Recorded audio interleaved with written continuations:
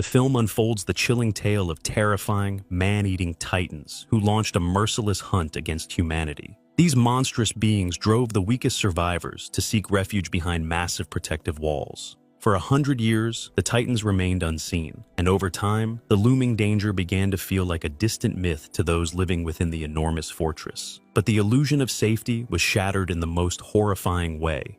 Without warning, the titans tore through a section of the wall, stormed into the settlement, and devoured countless civilians. Amid the chaos and destruction, a few survivors emerged, people who refused to give up and were ready to fight back. The movie offers a brief glimpse into the past. One day, enormous titans mysteriously appeared on Earth. These towering humanoid creatures, marked by grotesque smiles, began a relentless massacre. They consumed the majority of the human population, and humanity stood on the brink of extinction. However, the remaining people found a desperate solution. They constructed 3 colossal walls, each forming a ring around a vast territory. Life was rebuilt within these barriers, and for a century, not a single titan was seen. The silence gave rise to doubt. People began to dismiss the titans as legend, but their return proved the nightmare was far from over. The next scene takes us to a working-class neighborhood, where we meet the main character, Armin. He hears from his parents that his friend Eren has been fired from his job again. The boy runs to find his friend. Finally, his father tells him that he has no job for Eren. The city around them resembles the 19th century. Suddenly, Armin is called away by a child who says that the invention Armin created is broken. The boy takes the invention and promises to fix it. On their way through the city, the boys push a strange man whose face is hidden by an old cloth hood. He then picks up his best girlfriend Mikasa from work and continues to search for Eren. The 3 friends are finally reunited on a green field next to an old unexploded rocket. Eren stands on top of the bomb, looking off into the distance at the wall that rises to the sky. Eren bravely spends time on the projectile, even kicking it. However, another attempt to show off quickly sends the boy to the ground. The teenager falls from the rocket and rolls straight to his friends. Mikasa immediately runs to Eren, and he stands up and says that he is tired of hiding behind the walls, not knowing what is happening behind them. He says that it would be better if that rocket exploded and took everything with it. He does not want to live a life that is meant for the inhabitants of a huge fortress. Eren also says that he quit his regular job. Armin and Mikasa try to find out from their friend what he wants to do in life. After that, Armin shows Eren a battery-powered mechanism he has assembled, which he took from his little friend to repair. The boy says that he wants to see a lot of things. Realizing that he may have to spend the rest of his life behind a wall, the protagonist kicks the rocket he recently fell from. At this moment, a piece of earth falls off the rocket.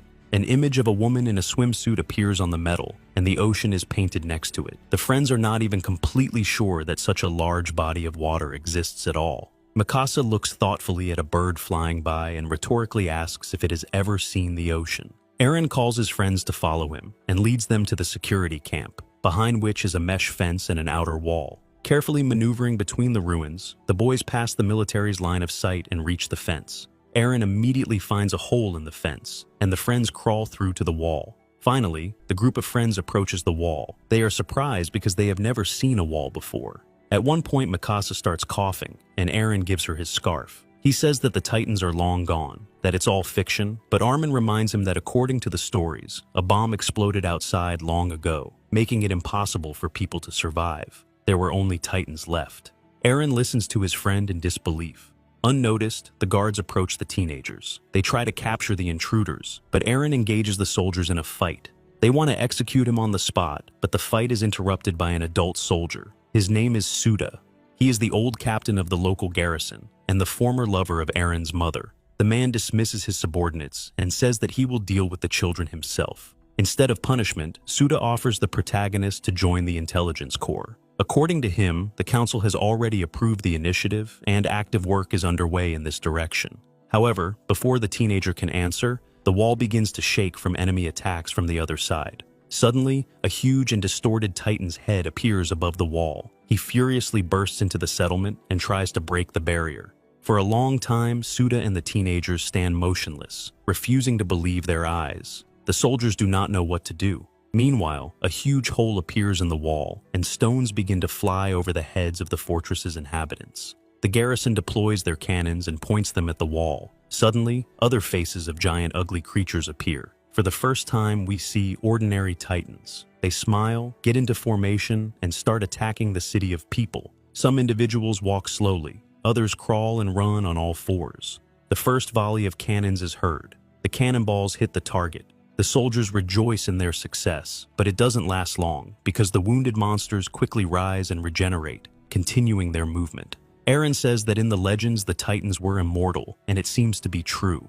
When the first monsters reach the humans, they begin their vile feast, shoving soldiers and other people into their mouths. The giants are advancing, destroying everything in their path, and haphazardly devouring those who come to hand. Teenagers begin to flee to the settlements. They reach the residential neighborhoods at the same time as the Titans. Under the continuous rockfall, the monsters reach people from everywhere. It is almost impossible to hide from them. Once they reach Armin's father and eat him in front of his friends. Titans grab people from the crowd and immediately eat them with pleasure. They look very ominous.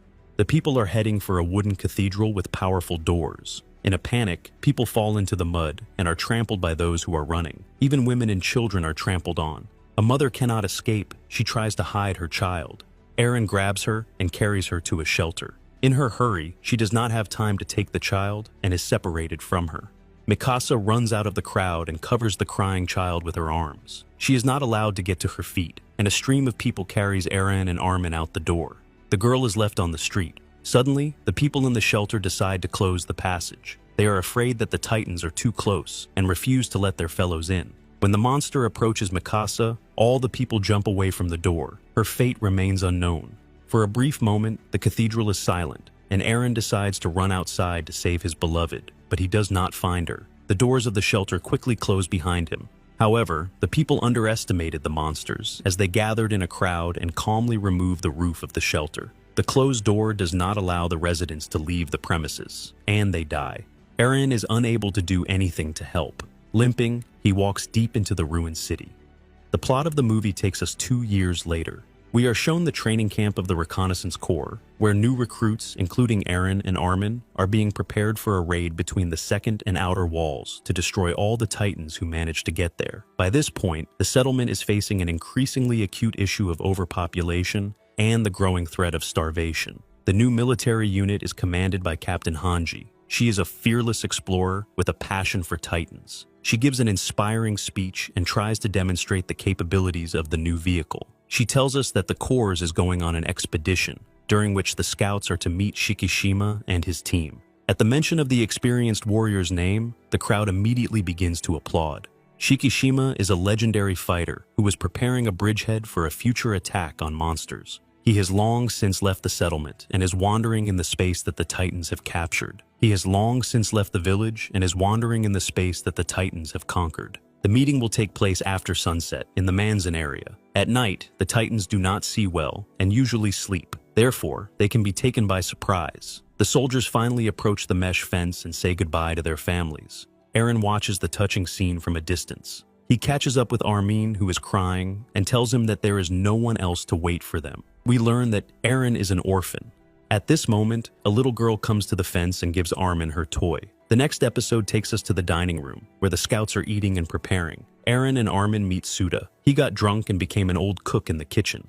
The man is happy to see his friends alive. He gives his friends advice and learns from them about Mikasa's disappearance. Eren blames himself and vows revenge. Suda tells us that he lost his wife and child during the monster's attack. After that, we meet the next girl, whose name is Sasha, a thin but very voracious girl. She spends most of her time begging for food. Armin explains the plan that the Reconnaissance Corps has to execute. The soldiers plan to enter the Manzan area where the hole has formed and detonate explosives inside it so that part of the wall will close the hole. According to the command's calculations, the wall should sag, but it will still be twice as tall as the Titans. Sasha eats an improvised model of food before he can complete the task, and Armin sadly states that all previous similar missions have failed. The Titans immediately attacked the scouts and destroyed them. He also says that the settlement is running out of supplies, and this is humanity's last chance. After listening to everything, Sasha asks for more food. When she is refused, she tries to object. One of the scouts named Jean enters the conversation.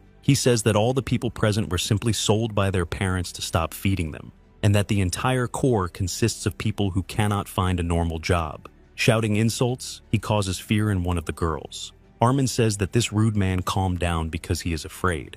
The offender attacks him and tries to prove that he is not afraid.